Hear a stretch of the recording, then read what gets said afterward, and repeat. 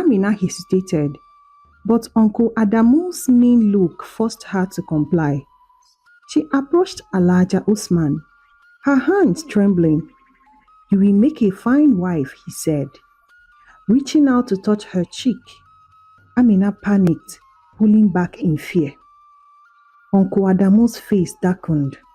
"Amina, show some respect. Alaja Usman is going to be your husband."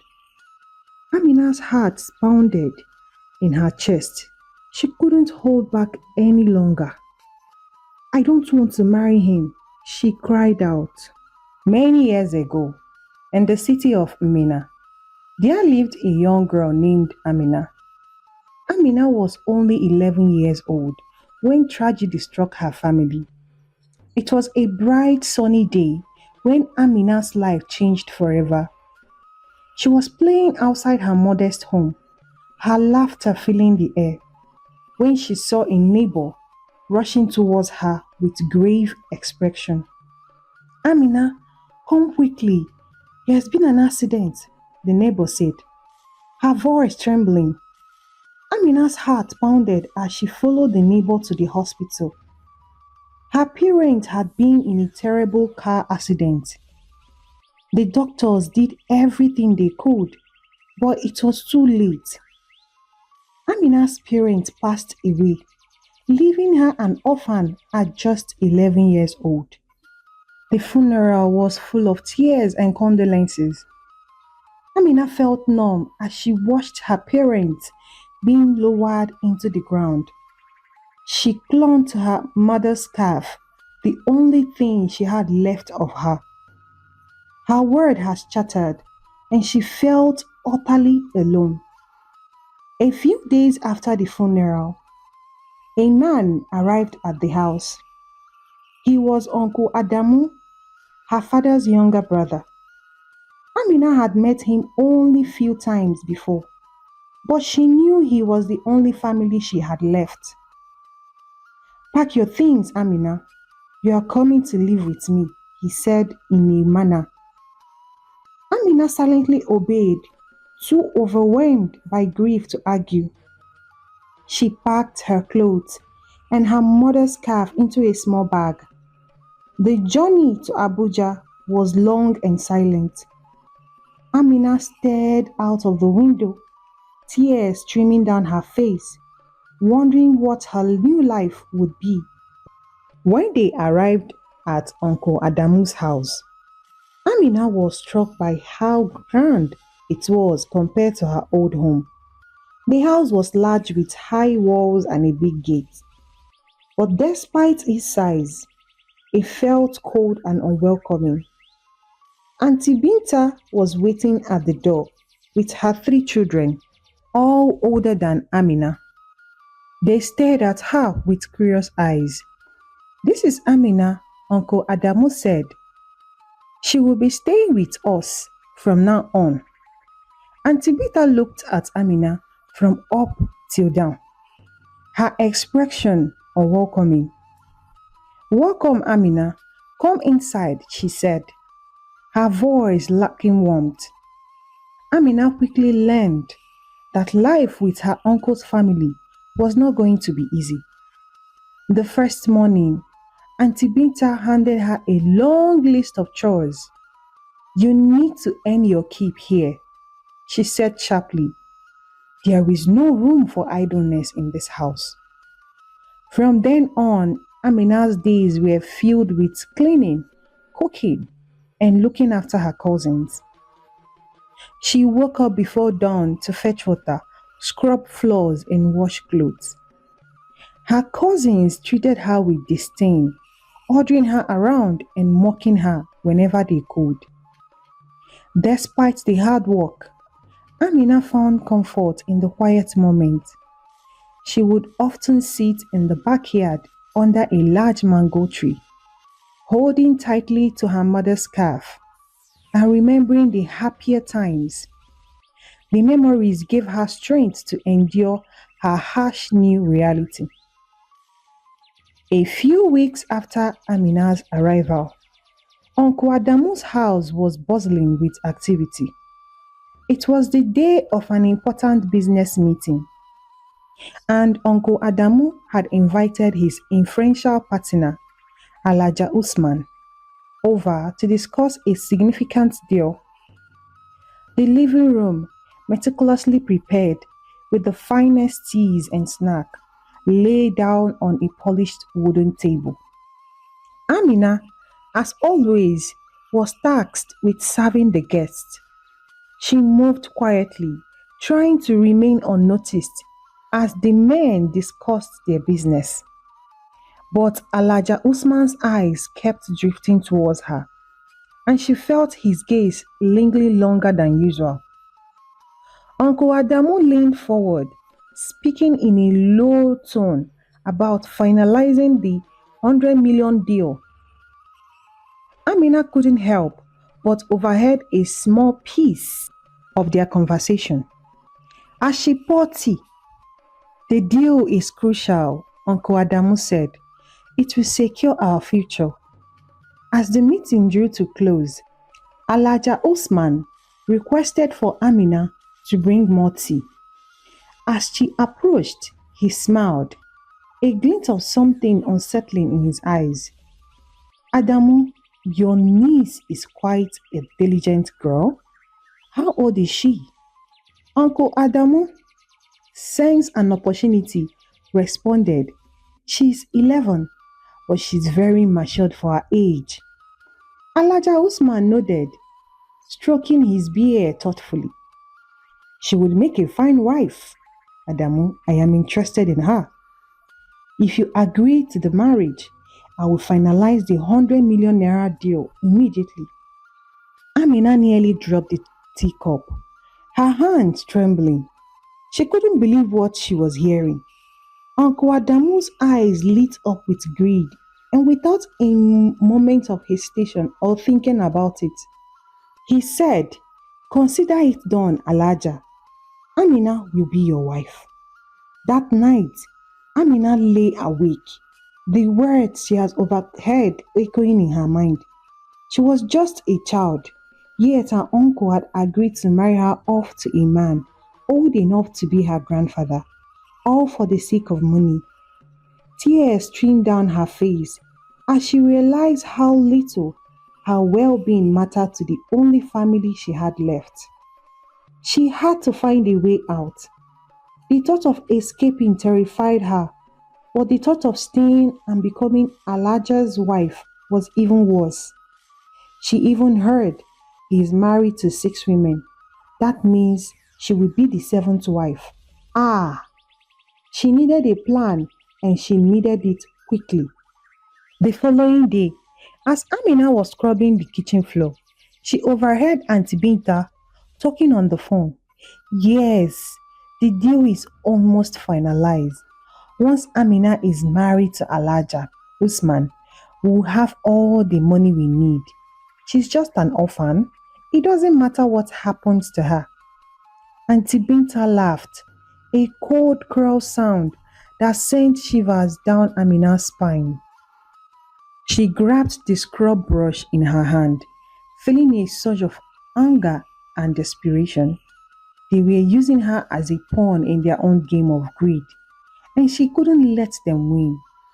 Over the next few days, Amina quietly began to prepare for her escape. She gathered all her few belongings, including her mother's scarf, and hid them in a small bag.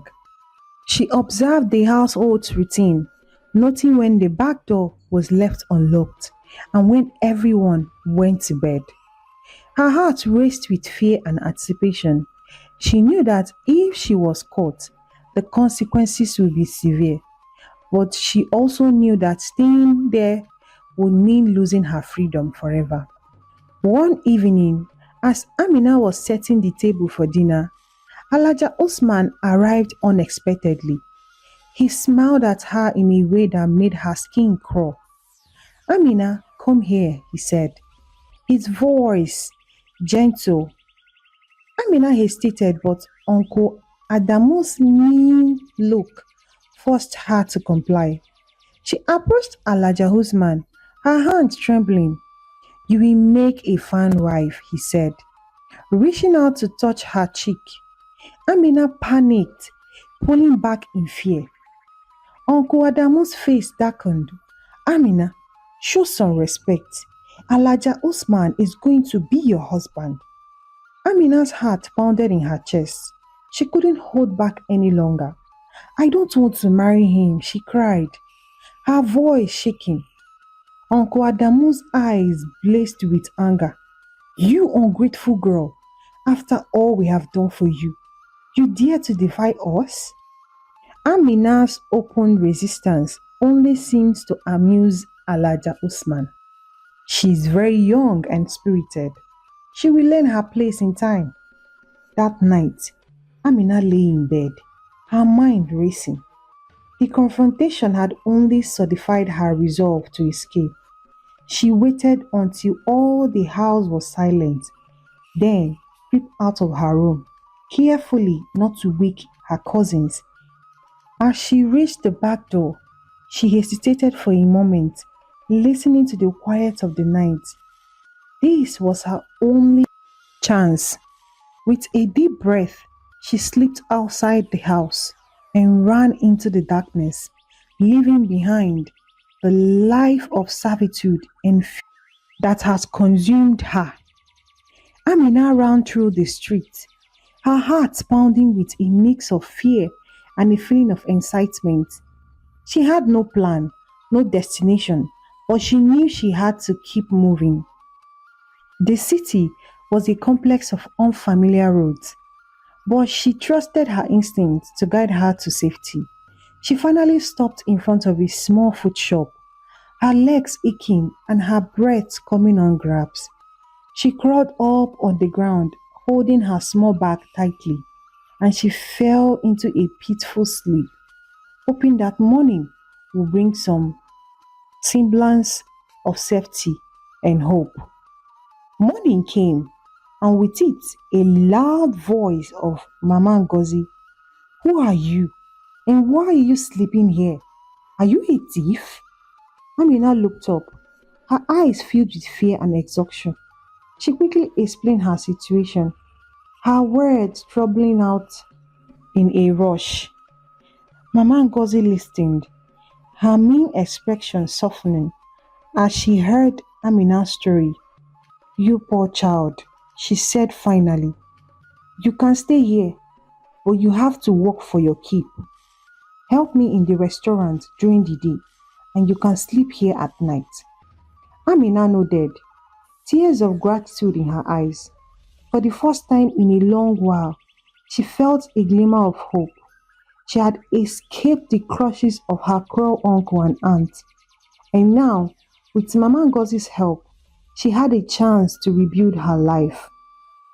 Amina's first few days at Mama Ngozi's restaurant were overwhelming. She had never worked in a restaurant before, and the constant rush of customers, the giggling of pots and pans, and the flurry of activity were all new to her. Despite the chaos, she was determined to prove herself. Mama Ngozi was a strict but a fair boss. She taught Amina how to cook traditional food, dishes, handle customers, and manage the busy kitchen. Amina worked hard, eager to learn and grateful for the opportunity. The other staff members were curious about her, but they quickly warmed up to her kind and hardworking nature. One busy afternoon, as Amina was helping to prepare jollof rice, she accidentally burnt her hand on a hot pot. The pain was intensely painful, and the tears started to stream down her eyes. She tried to continue working, but Mama Ngozi noticed her distress. Amina, what happened? Mama Ngozi asked, her voice filled with concern. I burnt my hand. Amina stammered, trying to hold on tightly to her tears not to come out. Mama Ngozi quickly took her to the back of the kitchen, where she applied an ointment to the burn. You must be careful, child. The kitchen is a dangerous place. If you are not paying attention, she said gently. Amina nodded, grateful for the kindness. Despite the pain, she returned to work, determined not to let the accident slow her down. As weeks passed, Amina's skill in the kitchen improved drastically. She learned to prepare varieties of dishes, from spicy pepper soup to pounded yam. Mama Ngozi was impressed by her quick learning and dedication. One day, a customer complimented Amina on her dish she had prepared. This is the best egusi soup I've had in a while, she exclaimed, smiling warmly at Amina. Amina brushed with pride. Thank you, ma, she replied, her heart swelling up with happiness. It was the first time in a long while that she felt truly appreciated. One evening after the restaurant had closed for the day, Mama Ngozi called Amina to her office. Sit down, Amina, she said. Her voice serious. Amina sat down, nervously twisting her fingers. Yes, Mama, you have been working here for several months now, and I must say I am very impressed with your dedication and hard work. I have been thinking, would you like to stay here permanently? You can continue working, and I'll make sure you have a proper place to sleep and enough to eat. Tears of gratitude welled up in Amina's eyes. Thank you, Mama Ngozi. I would love to stay, she said, her voice trembling with emotion. Good, it is settled then, Mama Ngozi said with a smile. Welcome to the family, Amina. With a more permanent place in Mama Ngozi's restaurant, Amina settled into a new routine. She woke up early each morning to help prepare breakfast, worked through the lunch rush, and stayed late to clean up after dinner. The work was hard, but it was fulfilling, and Amina felt a sense of purpose she hadn't had in a long time. In her free time, Amina began to save any money she could get. She had dreams of one day opening her own restaurant, a place where she could share her love of cooking with others. She knew it could be a long journey, but she was determined to make it happen. As the year passed, she became an excellent cook, well loved by customers. By the time she was 20, Amina had saved enough money to dream of opening her own restaurant.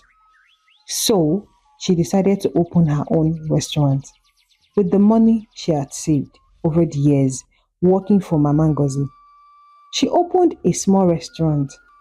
She worked tirelessly, often late into the night, transforming the small space into her dream restaurant. The day of the opening, Mama Ngozi, beaming with pride, blessed her shop and prayed for her. Amina's cooking did not disappoint. Her unique flavors and heartfelt cooking drew customers each day. Words of mouth spread quickly, and soon Amina's delight became the talk of the town. People from nearby village came to taste her famous dishes. Amina worked tirelessly, her passion evident in every meal she prepared. She felt fulfilled, knowing that her hard work and dedication was paying off. She hired a small team to help her, including a young man named Chike, who quickly became a trusted friend. One day, Auntie Binta spotted Amina's restaurant and she was shocked. So this girl ran away from home, making me and my husband to lose a lucrative deal with Alaja Usman. She felt a pang of bitter jealousy.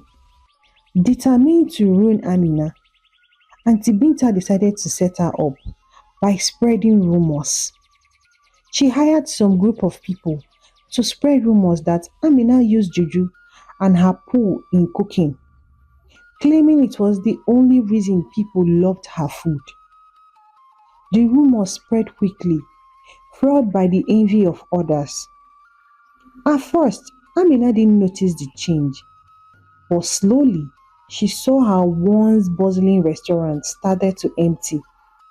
Customers gossiped among themselves, casting suspicious looks at her. People stopped coming.